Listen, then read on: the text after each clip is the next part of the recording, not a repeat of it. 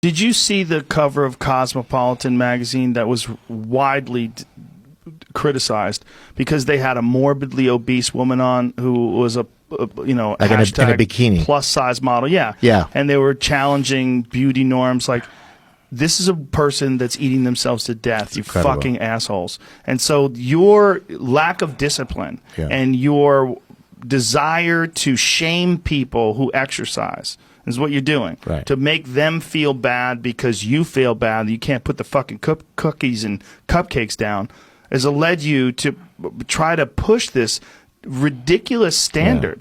And one of the things, my point of view was, could you imagine if the cover of Men's Health had an enormous fat guy with his gut hanging over his belt, and people were saying the new standards of attractiveness for men have been changed by Mike, who just drinks beer and eats cake.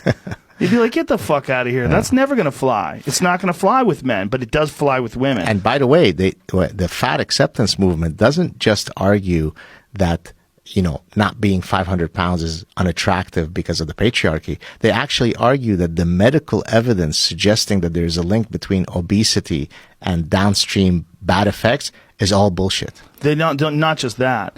They also point to one incredibly flawed study that has been widely disproven that says that there's some sort of vigor or vitality involved in being overweight because they get sick less.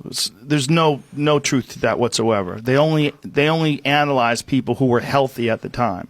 Like there's you can go and Google the study and find out the criticism of that study, but it's 100% horseshit, folks.